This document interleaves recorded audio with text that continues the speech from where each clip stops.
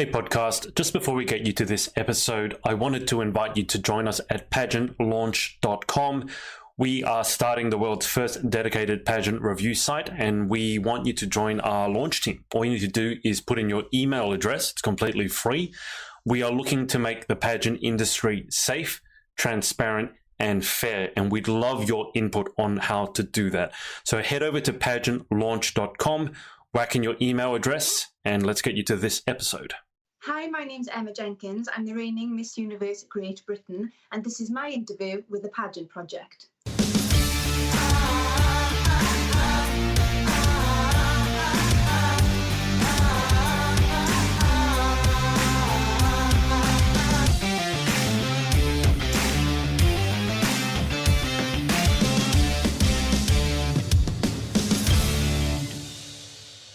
Hi everyone, it's Adrian from the Pageant Project. Hope you're all doing well, doing safe. I have the lovely... Chloe Lake has decided to... So...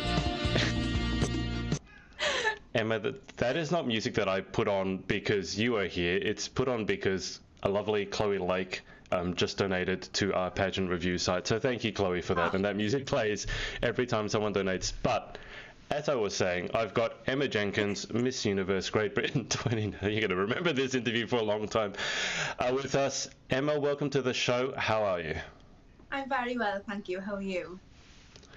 I'm doing well. I understand and I've seen that you've been busy doing some interviews of your own. So how have the interviews been going with all the Miss Universe GB girls?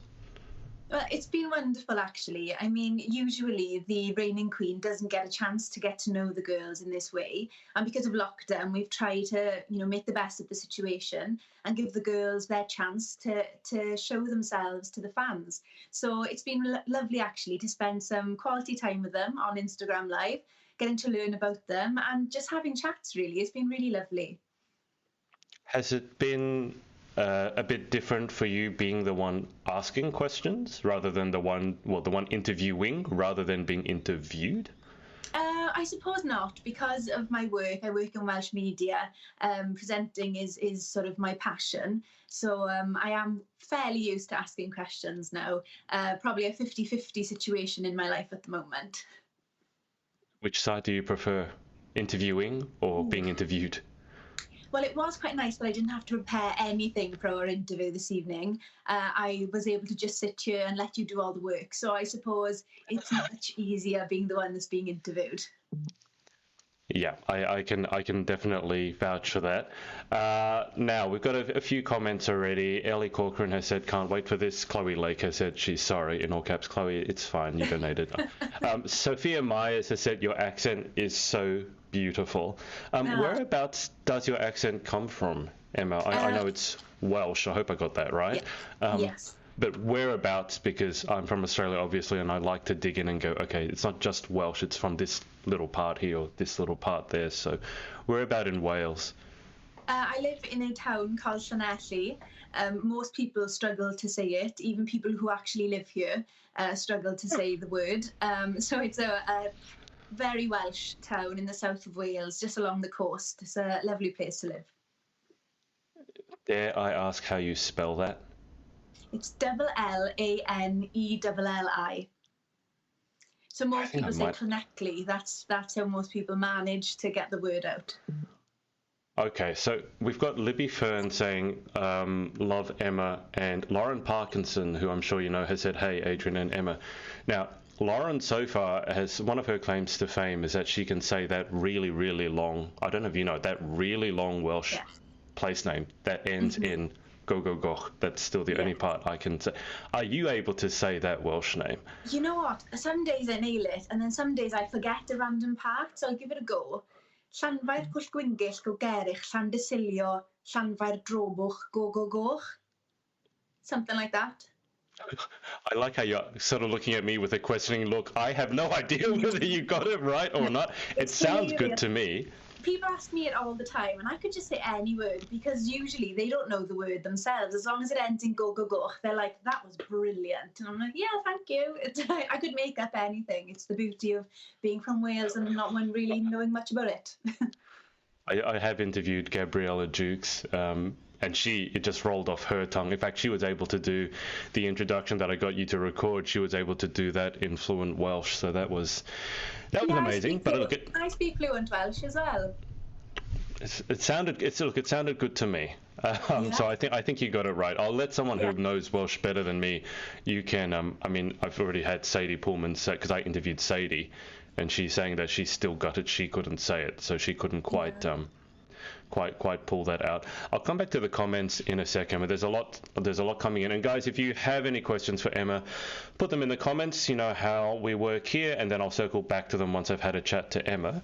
But for people who are unfamiliar with your pageant story, how did you get involved in pageantry in the first place, Emma? And then how did you get to the point where you are today, where you're the current Miss Universe Great Britain and about to hand over fairly soon?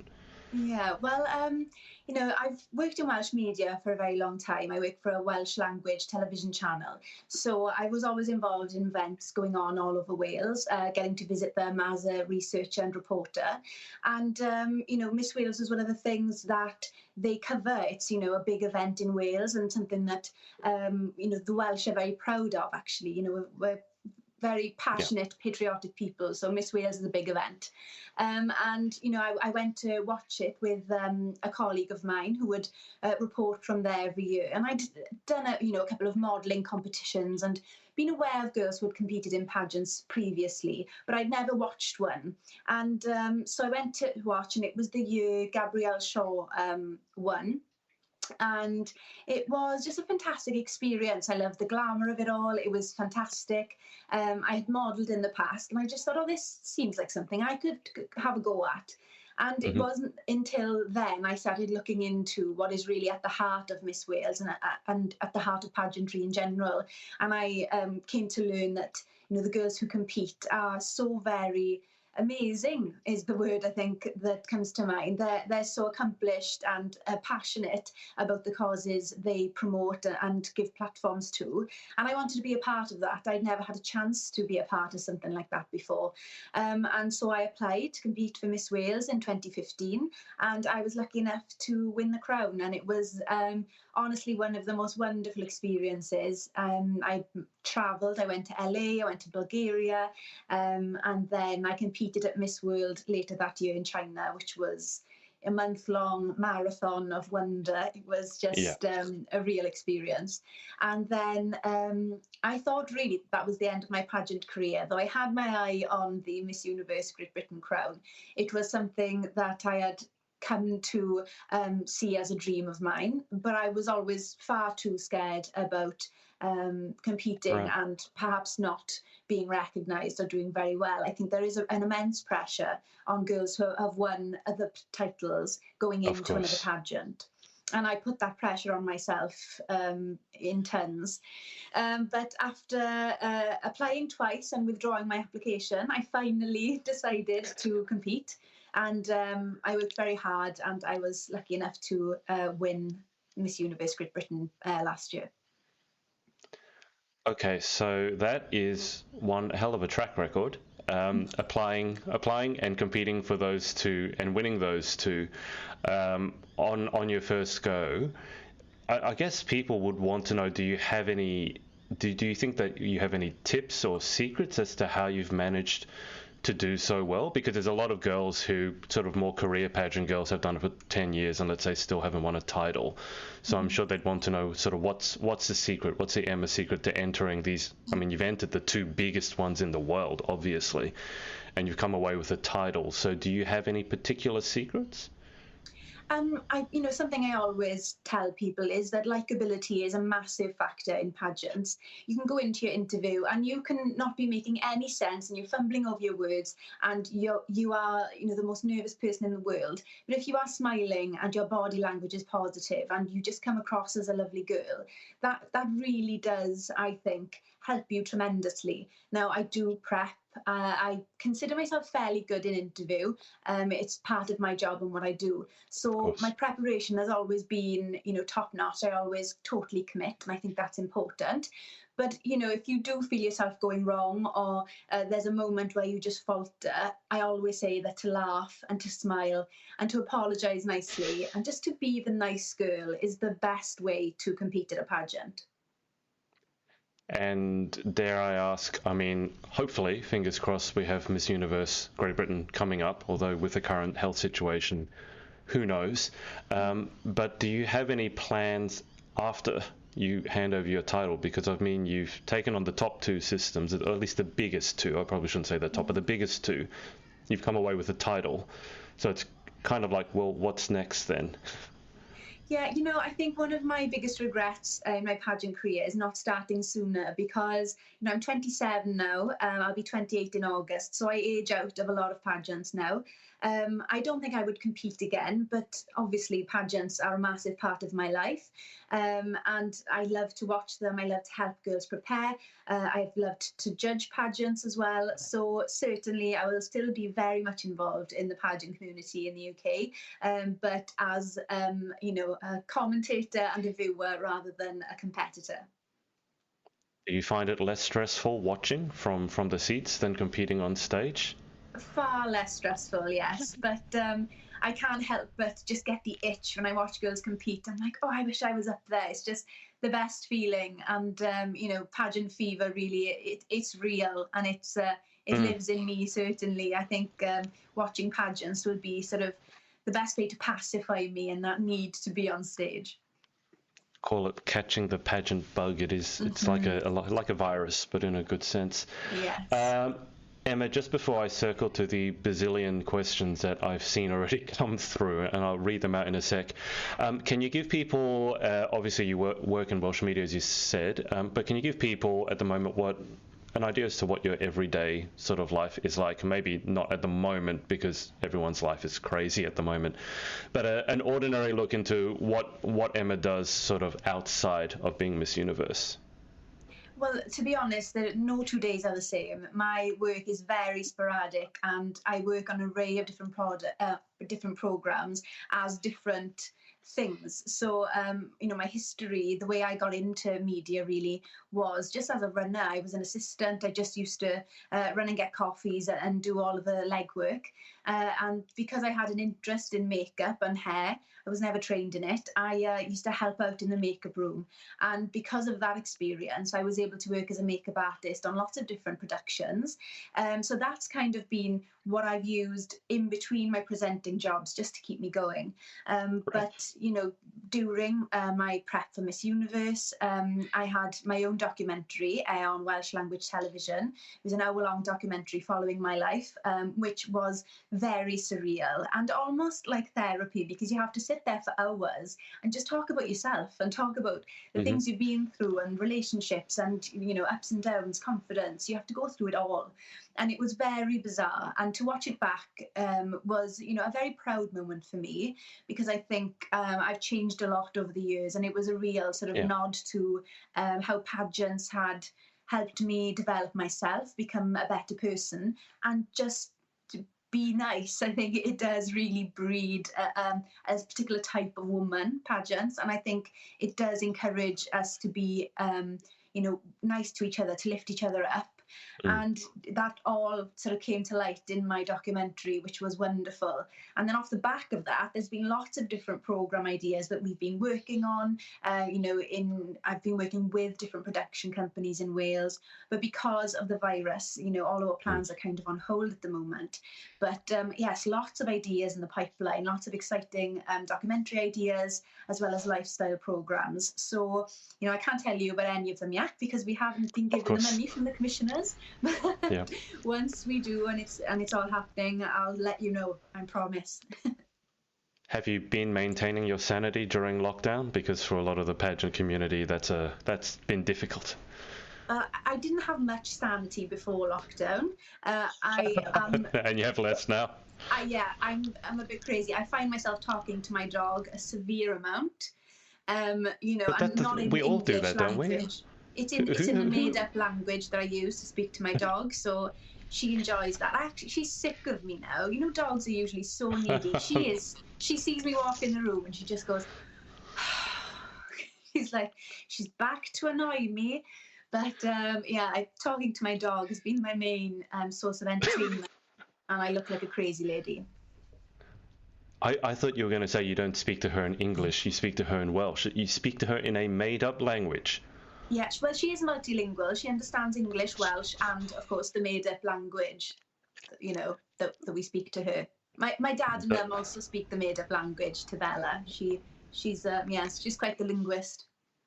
Does the made-up language have a name? No, not really. I feel like I should probably name it. I mean, Bella's full name is Bella Booplingtons. I like to call her the Boopies. You know, that's her short name. So maybe something along the lines of that. I'll have to think it out. Can you give us an idea as to what this language sounds like? You have to demonstrate it. I'm dying to hear it. I mean, full disclosure, I speak absolute nonsense to my cat, and honestly, I feel like if you're going past your pet and you don't speak to it in nonsense, then there's something wrong with you. So I don't know if that's a measure of insanity. I hope not. But what sort of things, or what do you say to your dog in this made-up language? So obviously there's a voice that goes with the language as well. So, of course. You know, it's like, oh, the boopies, what you got your bully with yours? I think about yellow. I don't these are book these.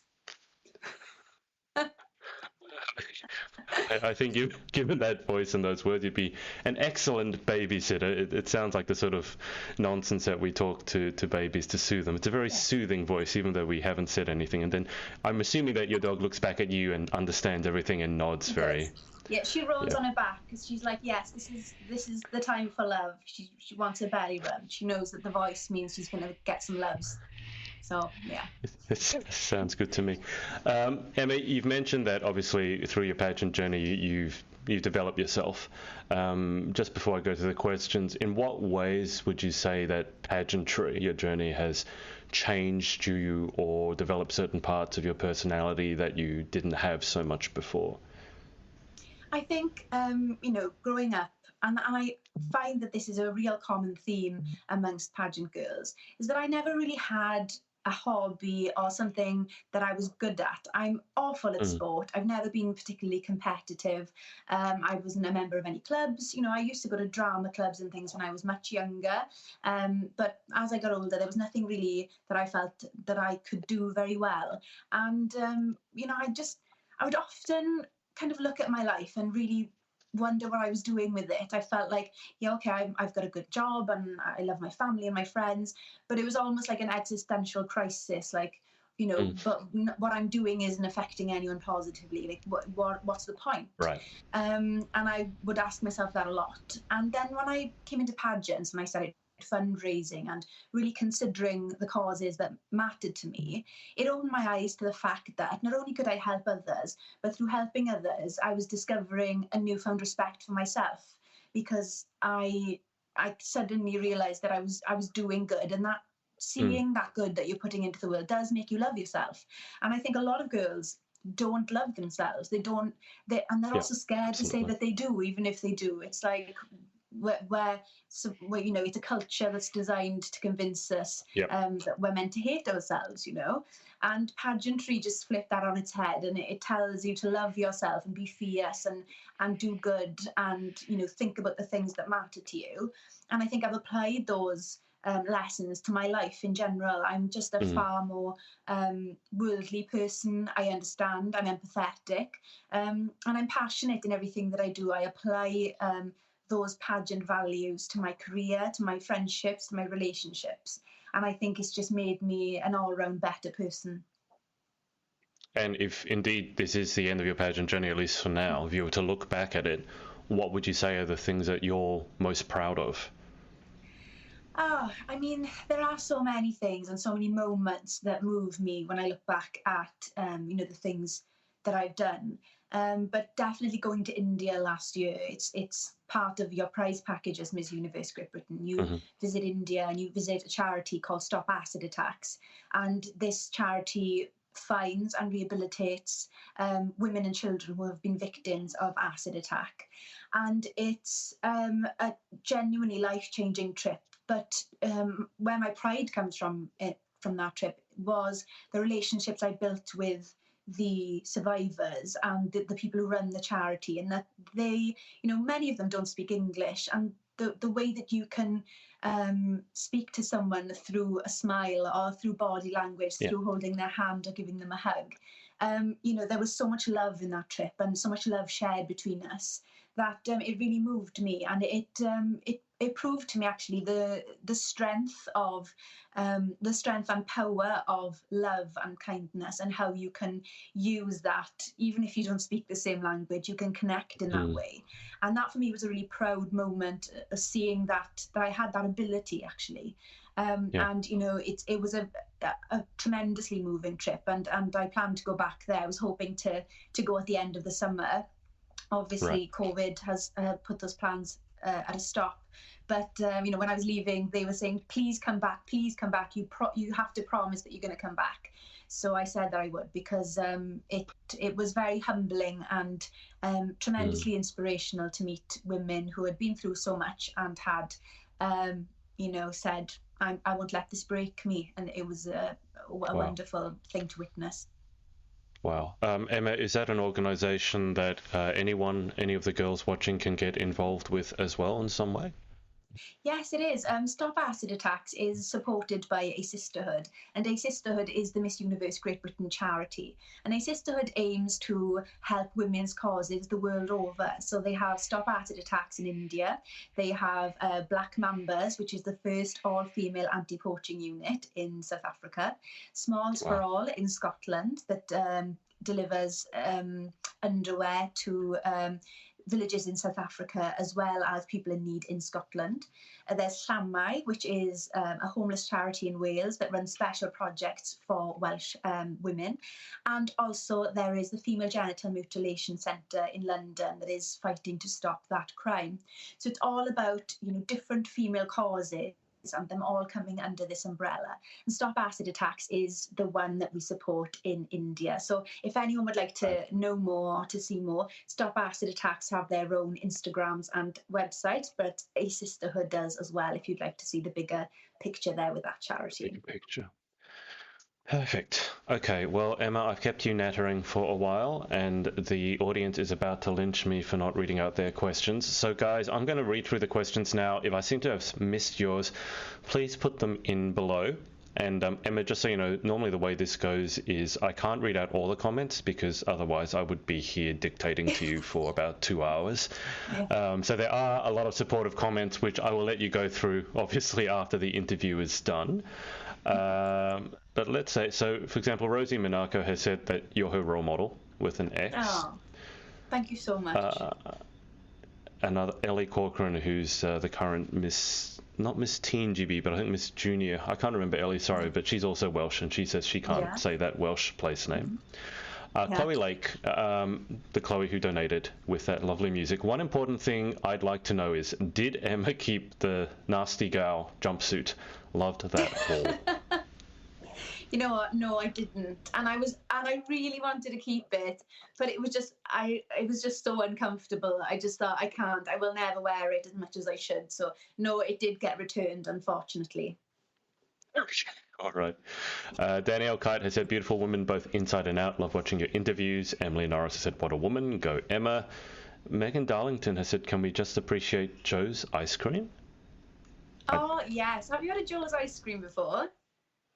No, I thought you had someone called Joe in the background and there was an ice cream. No, what's Joe's ice cream? Is legendary in Wales, no pun intended. It is the best ice cream you will ever have. And they only have shops in Wales, in South Wales specifically. So if you're in Wales, you need to get a Joe's ice cream.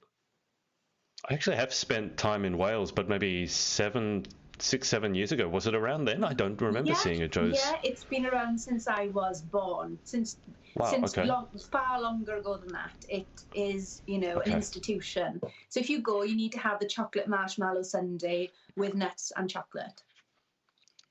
That sounds very healthy. I remember the last time I was in Wales, it was bitterly cold, especially for an Australian. It was during the World Cup, the Rugby World Cup. So right. that might explain why I wasn't looking for an ice cream shop, because I think it was snowing. Rosie has said so much to learn from you. Phil Kite has said, my wife Danielle and I are friends with Emma and we love following what she does. Respect, love it. Megan Goldberger said, another Welshie to add to the gang. Lauren Parkinson has a question for you. What is the most important thing you pack in your pageant suitcase? Oh, my slippers. Is there a special pair of slippers? Or? Not just any slippers, because when you are getting ready and you are, mulling about and you're up and down, there is nothing more comforting than putting on your fluffy slippers and just feeling like your feet aren't getting dirty and you're just comfortable and secure and nice and fuzzy and warm. So yeah, definitely the slippers. The way you describe them suddenly makes me want a pair of fuzzy slippers. What color? What color are your fuzzy slippers? They are grey. They look like bare feet, basically. They don't have the claw part. They're just fluffy and grey. Yeah, they're nice and warm. Okay. Ellie Corcoran has said, Emma, you were a judge of mine at my very first pageant. What is it you look for in a winner?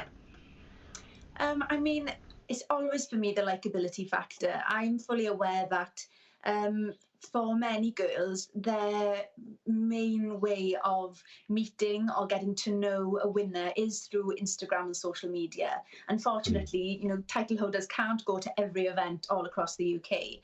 And for me, I would always want, girls that looked up to me or anyone who looked up to me to consider me, the big sister they never had, someone that they can turn to for advice or help, someone who's willing to give their time.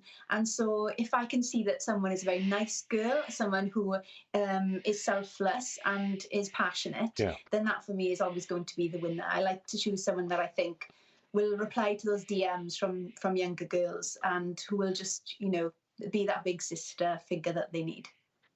Yeah, absolutely. That's a huge thing, being approachable and being personable, and helping the next generation coming up. Kat Simpson has said, Emma, it's okay. You can be a bad smell like me and hang around for years after. Oh, that's a lovely sentiment. We'll be in the bad smell club together, me and Kat. I think that'll be work well. I'm glad that I read that. I didn't say that. She's also said, great to see a girl who's so good on both sides of interview, such a good aura, X. Sadie Pullman has asked, when judging... Sorry, I lost you for a sec. We're back. Australian internet. Sadie has asked, when judging, what are your don'ts or your biggest pet peeve? You know what? I don't have... very big don'ts. I've been very lucky in that every girl I've ever judged has been very good and has prepared well. I do wish that girls would extend their vocabulary sometimes. You hear a lot of the same adjectives being used repeatedly. Amazing is a word I use too much, but in a pageant interview, when girls repeatedly use the same adjective and everything is amazing, you need to broaden that. Brilliant, wonderful, tremendous, amazing, magnificent, heartwarming. There are so many other words. So I think learning some new adjectives in order to vary your speech is probably the best thing, because I am a little bit of a grammar policewoman and I like for someone to be able to articulate themselves well. Of course. And obviously, working where you work, you would have probably heard a lot and heard yourself a lot. And that's a very good way of knowing whether what you're saying is bearable or not, is by listening to your voice again and again and again and again.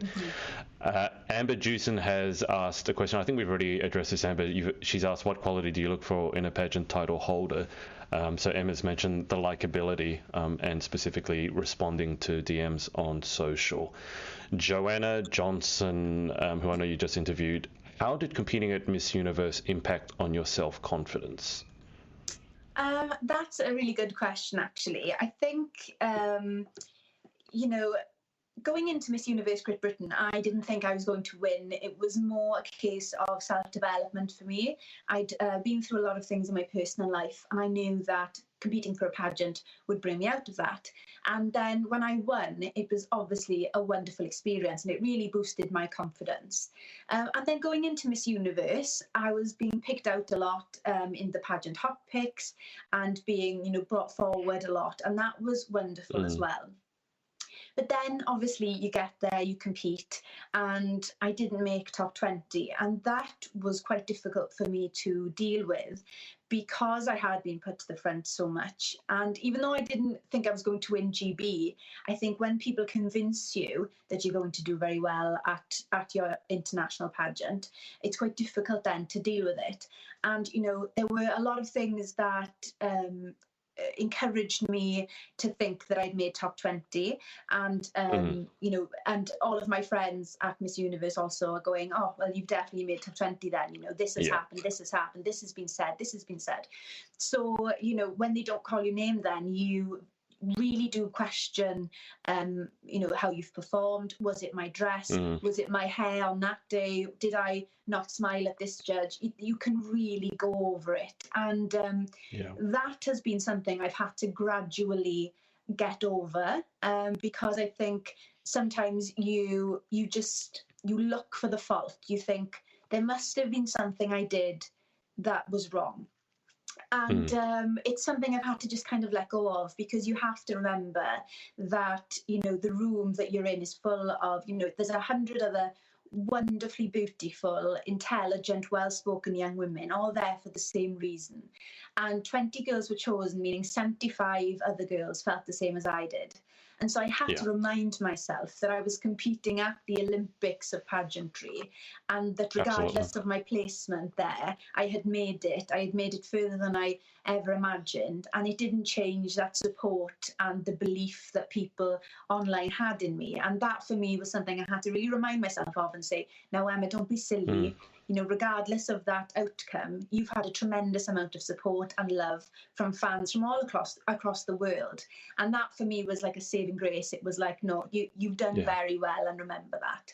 I think sometimes you can get too obsessed with a placement, especially if you're being told all the time that you're going to. So it was a process for me, and I definitely would say that now I'm the most confident I ever have been. But it was a very empowering and uplifting experience being at Miss Universe. That experience didn't impact my confidence at all. It was more the fact that I didn't place when everyone thought I was going to. Yeah. If you were to have your time over again, would you put the blinkers on a little bit and isolate from all that outside noise? No, I wouldn't. And the reason being that actually when I didn't place, I still had that love, I still had that recognition, and that support really. And I did this for myself. I wasn't looking for recognition or acceptance or love from anyone really, but knowing that people believe in you, it mattered tremendously to me to know that people did think I was a valued competitor. I think that's what everyone worries, is that people are going to think I didn't deserve to win. I didn't deserve my title. So that outside noise actually was what encouraged me to say, you did very well. You were recognised, and that's what counts. Yeah. Ellie Corcoran has asked, and I don't know if you know Ellie, Emma, but Ellie is, I think, she's 15 years old. One day I would love to enter both Miss Wales and Miss Universe GB. What is your biggest piece of advice for future competitors? And to be clear, Ellie has done a few pageants and she's a current title holder, but it looks like she has her eyes, I guess, on the biggest prizes. So what would be your biggest advice for her? I would say just, your prep is very important. Be sure to prep for interview, to work on your vocabulary. That's a massive one for me. To, get training, get coaching, and watch as many Miss Universe YouTube videos as you physically can. That was a massive part of my training with my coach. He made sure that I was watching all of these previous pageants, because you just kind of absorb it all. It's the best way. I think certainly now for Miss Wales, Miss Universe Great Britain, social media is a massive part of being a queen, and being a positive role model in what can be a very cruel place, in social media. is very important. And so I do tell people to really think about the things they post, think about the way they look and how they come across. There's a fine line sometimes between being glamorous and promoting an unrealistic beauty standard. And I think that is a balance that is difficult to get, but important to get. Absolutely. Absolutely. Joanna Johnson has asked, what advice would you give someone that is letting their inner saboteur affect them? My inner saboteur was my worst enemy when competing for Miss Universe Great Britain. It was constantly there in my head, and you know, it's a very loud voice sometimes. It's really difficult to shut that person down in your head. But you have to remember that that voice is the only voice standing between you and your best self. And the more you do to convince yourself that that voice means nothing, it is nothing, and you know, tell yourself out loud when you start to think those thoughts, look in the mirror and go, I am good enough, I am the best, I will work hard, and I will prove you wrong. And just saying those things out loud for me was a really important thing. Even I left a message for myself on the fridge saying, show them you can do it, because I just wanted to remind myself every time I went to the fridge to make a cup of coffee, I was telling myself, show them who you are, show them you can do it. And I think it's just constantly reminding yourself of that. Yeah. How long was that message on your fridge for? Are we talking weeks, months? Is it still there now? It's not there now, but it was there for months in lead up to Miss Universe Great Britain. And you know, there was a couple of people who had said some not very nice things regarding the fact that I was competing again. So I actually put their names on that piece of paper and I said, you're going to show them. Right. I've heard similar stories about girls who've written actually on their makeup mirror with lipstick or with marker. So every time they're doing their makeup, they can see exactly what you're talking about. And I think that repetition of seeing it again and again and again is very important, because often you don't believe it yourself the first time you say it or the first time you read it. These questions were a long time ago, because Sadie commented tuning in was worth it just for that dog language. All right, so I better get a move on. Rosie has asked, will this still be on Facebook afterwards? Absolutely. Yep, it'll be there. So I'm just going to scroll through and try and find you questions. No problem. Lauren has asked, has your mother warmed to those boots yet? P.S. No, I love them. She still hates them. I bought a pair of like platform, they look like Doc Martens, you know, like the lace-up boots, and they're proper platform ones. And my mother was outraged that I'd bought these boots. She thought they were vile, and I actually recorded her losing her mind over them. She was like, I can't believe you're being stupid. Why have you brought them into my house? She was not happy, and Instagram loved it. They thought it was the most hilarious thing ever. So everyone is very invested in the boots and their future in my life, but they are here to stay, and my mother still hates them. Why did she have such a strong reaction to a pair of boots? She is very opinionated. My mum is like the fashion police, grammar police, hair police. You know, she is my momager. She is there with me for everything. And I think she felt my money could be better spent elsewhere, was her point. Right. Fair enough. Sophie Wallace, who is competing for Miss Pageant Girl UK, beg your pardon. How did you find the transition from one pageant system to another? Did you feel it was a natural progression for you? Yes, I did feel it was a natural progression, actually, because I was that much younger when I competed at Miss Wales. I was 23 when I went to Miss Wales and Miss World, and I was 26 competing at Miss Universe. So I think my style had changed a lot. I'd grown as a person, and I always tell people, when they say, I want to compete at Miss Universe GB or Miss Wales or whatever it is, and they say, I'm going to compete at another pageant just as practice. And I always say, you're better off spending your time and money, working on your platform, working on your causes, and doing things that are actually helping others, something you can talk about. Because if you do another pageant, you can't talk about that in your interview. But, working on yourself and your life and doing something good with that is a far better way to spend your time. So that's what I did. I, focused on my career, really tried to make waves in Welsh media and get where I wanted to be. I mean, it's been a very slow process. I think Miss Universe Great Britain has definitely been a massive help to get the ball rolling and to push things forward. But there's a definite difference between Miss World and Miss Universe. It's far more high fashion at Miss Universe. You're encouraged to be more daring in your choices, and they want you to be a little bit more of a woman rather than a girl. I think it would be the best way to put it. I think, at Miss Wales I was more of a girl, and at Miss Universe I was more of a woman. Megan Goldberger has actually asked that question as well. It's how did Miss World compare to Miss Universe? So would you suggest then, given what you said, that if someone was to take on both systems, that you would advise competing in Miss Wales first or Miss World first and then transitioning to Miss Universe? Certainly, yes, I would say so. Miss Universe Great Britain, I've said it before, it's Miss Universe is like the Olympics of pageantry. Miss Universe Great Britain is arguably the highest ranking pageant in the UK. So of course, to do Miss Wales first would be wise. I think generally the girls tend to be a bit younger at Miss Wales as well. And I think it's a safer place to start off. It's a smaller community in Wales. It's a very nice first pageant. It's, as much as it's for Miss World, which is massive, it's a very nurturing environment, I would say, at Miss Wales. Paula really looks after the girls, and I think that definitely helped with my transition from Miss Wales to Miss Universe. It's that first pageant experience for me, and it was really wonderful. Perfect.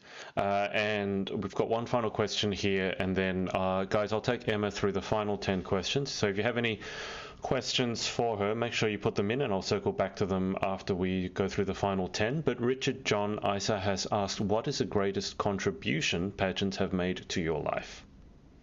I would definitely say it's the life lessons that I've been taught. Richard John Isa is actually my coach and has been for years, and actually he has been a very big part of my life. I've competed at 2 pageants, so there was years in the middle where I didn't compete at all, and he was still always there on the other end of the phone. Everything that I've gone through in my life, he's been there really. He's like my pageant dad, and if it wasn't for pageants, he wouldn't be in my life, as well as Gil, his partner. So, the people that pageantry has brought into my life is very special.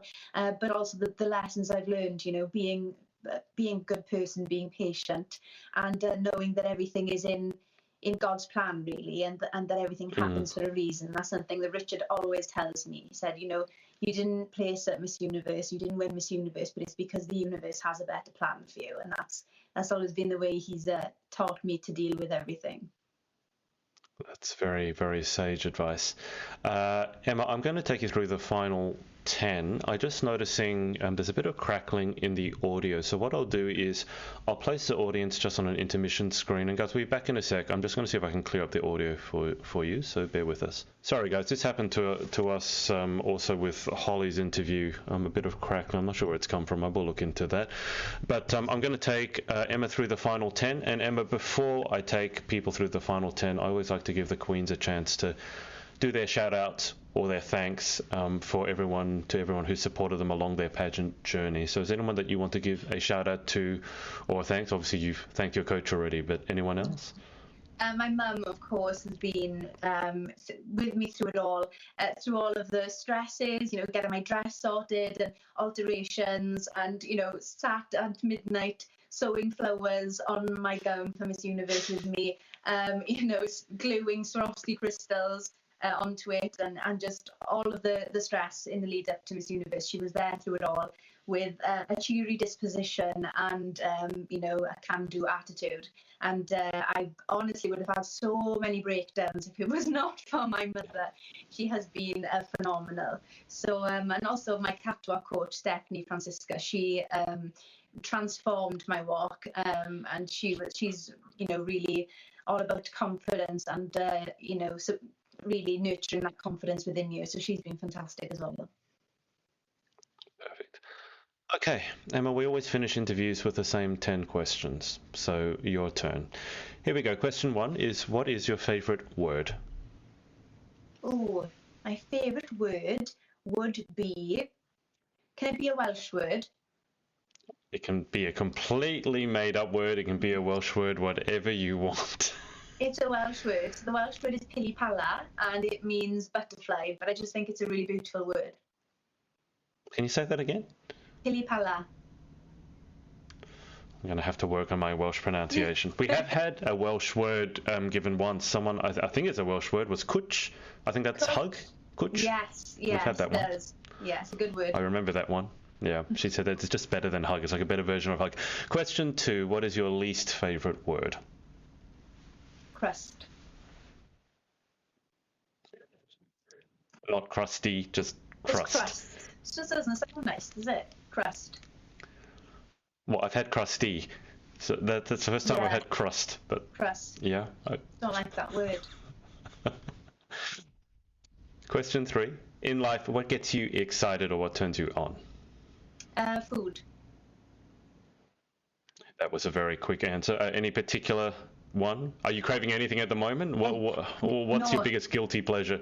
I just eat anything I want at the moment. It's really dangerous. I love to cook. I love to bake. I love to make pastas and all sorts. So if ever I have a craving, I will just go and cook it myself. So anything. I just get excited for dinner. I can't wait to go out for a meal after lockdown and order all of the side dishes and all of the starters and just have a feast. I just love food. I get so excited about it. Quarantine's going to be exceptionally dangerous for you then, because I've seen everyone has suddenly become a baker during lockdown. Pizzas, cakes, biscuits, you name it. So I definitely see it. Question 4, what turns you off? Oh, yeah, incorrect grammar. It's just one of those things. I can't get past it. And when people, use the wrong tense, so instead of saying I wasn't there, they say no, I weren't, and things like that. That breaks me as a human. I can't handle it. It's so interesting you mentioned that, because I've had to learn to deal with some of that, because they have seemed there's some very UK expressions which technically look like wrong grammar, but everyone says it. And then the one wrong. That doesn't matter if everyone says it is still wrong. Also, I can see how much is when they instead of saying 3, it's free. People will mispronounce TH and say it as an F. My boyfriend does this because he's northern, and it upsets me very much. I've been told a little bit about the Northerners' pronunciation. The one that really gets to me, I don't know if you've noticed this one, but when people say should have or could have, and they put should of or could of. Oh. Which literally, guys, if you're watching, just public service, I can't think of a single, Emma, correct me if I'm wrong, I can't think of a single situation in English where should of would actually make any sense. No. Should have. And people get should of because of the abbreviation should have, but it's should have, not should of. I'm a huge grammar. Yeah, it really annoys me. I've had to tune it down, otherwise I would get annoyed all the time. You're literally looking like you're clenching your jaw and going red in the face right now. So we'll move on to things that maybe don't annoy you quite so much. Question 5 is, what sound or noise do you love? Oh,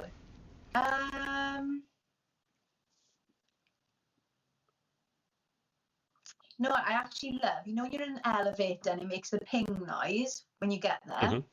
I love that noise because it reminds me of being in this world, because you'd be in the elevator like a million times a day and everyone would bundle in and you'd have like 25 girls in a 10 capacity elevator, because apparently girls don't care. And the elevator would actually be like juddering, trying to move, and Oh making this no. noise because it wanted us to get out, and no one would. And it was, you know, a real anxiety-causing situation. However, it is quite a funny memory now. So yeah, that would be my favourite noise. Yeah, because you survived. I mean, you got to be careful. I did get stuck in an elevator once, and I can tell you it's not pleasant. I had to pry the doors open and climb out between two levels and everything. Oh So gosh, no, I don't know. I don't want to do that. yeah, No. yeah, I don't recommend that. Question 6: What sound or noise do you hate? My alarm in the morning. Common one. What time is it set for? Well, at the moment, it's not set for any time at all. So I just wake up when I want. It's usually when my dog decides that she's had enough. So it's usually about 8:39. But generally, I still don't have a normal waking up time. It could be 5 a.m. It could be 9 a.m. It depends on what I'm doing that day. Right. Question 7: If you could have any one superpower, what would you pick and why? To eat anything without putting on weight.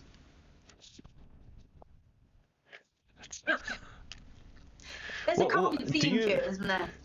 I was going to say, do you have a favorite food? You just sound like you eat anything that's baked or anything we put in front of you will disappear. Is there a food you don't like? Sweet corn. That's so funny because I know 2 UK girls who their favorite thing in the whole world is sweet corn, and that's the one thing you dislike. I hate it so much. And you know when you order a tuna sandwich and then sometimes it's just there, just creeping in, an imposter, sweet corn. Why is it it's not nice. Why is it there? I'm not a fan of it. I would never have guessed that in a million years. The one thing that you wouldn't eat is sweet corn. Okay, the hard-hitting questions coming at you. Question 8. What occupation other than your own would you most like to attempt? That is a good question. You know what? I am one of these people who just dips into lots of different things. I'm a bit of a jack of all trades. But I think if I didn't pursue presenting, something that's quite similar, but definitely acting, I think would have been my other choice. I was supposed to go to acting school. That was my plan. I had applied for the universities I wanted to go to. And then I decided to take a year out and happened to get a job as a runner at a TV production company. So that kind of railroaded me away from acting. But I still love it. I love the theatre and I love to sing and dance. So. Well, it certainly could be on the cards. Now, it's certainly not too late. Question 9. What occupation would you definitely not like to attempt? That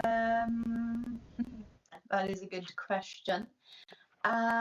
You know what, actually, one of my best friends is a solicitor, and she works with family law and child protection. And you know, seeing how stressed she is sometimes and the things she has to deal with, you know, she's a tremendously strong person to be able to do the job she does. And she does phenomenal work. And I'm really proud of her, actually. But I don't think I could ever be strong enough to do that kind of job. So I think I'm far too emotional to do anything like that, to where you see people, you know, going through hardships, especially children. So I would be awful at that. So definitely not anything like that. Yeah. That's similar to an answer I've had quite often is a doctor, not because of not wanting to be a doctor, but, you know, especially given what's happening at the moment, it would be just emotionally traumatic on a daily basis. Final question. If heaven exists, what would you like to hear God say when you arrive at the pearly gates? Are you ready to party? What was that accent you just put in there? That certainly didn't sound... American, isn't he? You would be. If he's a party god, he'd be American. Like a frat boy. We never know. Who knows? I just went, that's a different accent. So, and that is definitely not the first time I've heard that answer. There's a lot of people who want to get to heaven and have a massive party, which makes sense. Yeah. Emma, we just got a couple more questions. Sadie has asked, what is one piece of advice you would give 10-year-old Emma?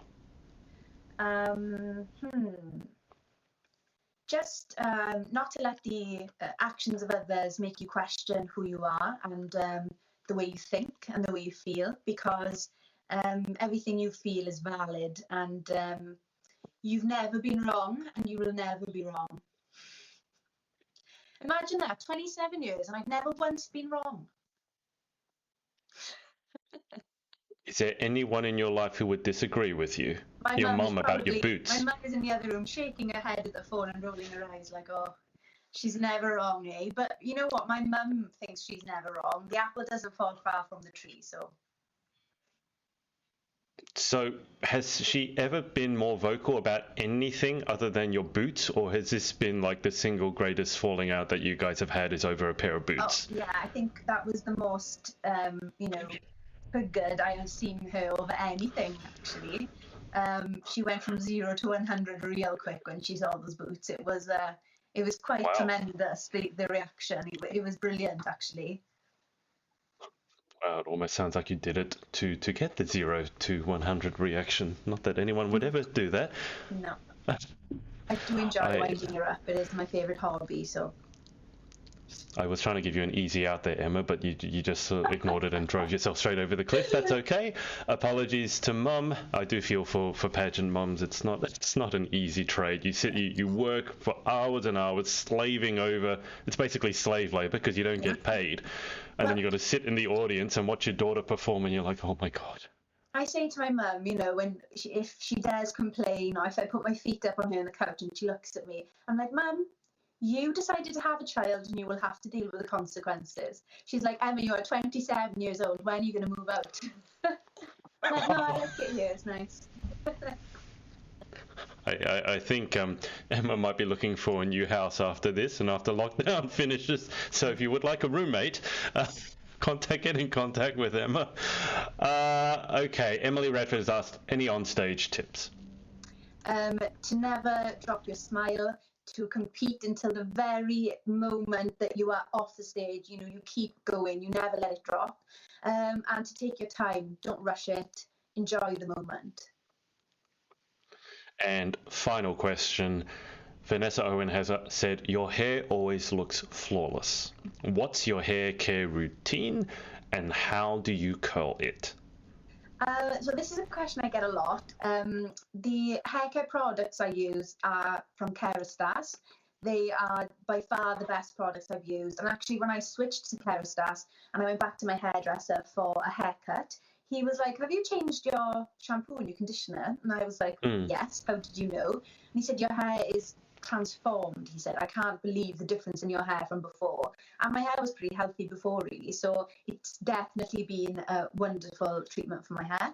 And then with curling, I've actually used something different to what I usually use tonight. Usually I use the GHD soft curl tong. The amount of them I have sold for GHD, I shouldn't be on commission because I'm constantly telling people how good it is, and I do pin curls for Pageant. But today I used a smaller tong, and I did small sections, and then I combed it all out. Right. Okay. Well, Vanessa, I hope that answers your question. I understood some of those words. I'm not going to lie and say I understood all of them. And Richard John Isa has said Tanya is indeed the best. I think Nicola Tincombe has put favourite noise, and I think she's put a champagne popping emoji. Oh, that makes sense. Yes, that does make sense. Okay. Well, Emma, we're at the end, so thank you so much for your time. Thank you for having me. I've really enjoyed. It's been a pleasure. I will remember the made-up dog language for as long as I live. Yes. I might make see how she takes to it. I might make it my ringtone. I mean, the cat might scratch off my face. Cats are very different. If they don't like it, you end up getting swatted in the face. But I'll keep you on the line for dog language, so might not work. Yeah. I have my own nonsense language for speaking to the cat, so I might stick with that. But I'm going to keep you on the line for just a second, Emma, whilst I hang up with the audience. Thanks everyone for watching. Thanks for all your questions, and we'll speak to you next time. What's up, guys? It's Adrian again. Hope you enjoyed this episode. Remember to head over to pageantlaunch.com, join our launch team for our review site. It's super important to all of us to make sure that the industry is safe, transparent, and fair. So head over to pageantlaunch.com, write in your email address, and we'll speak to you next time.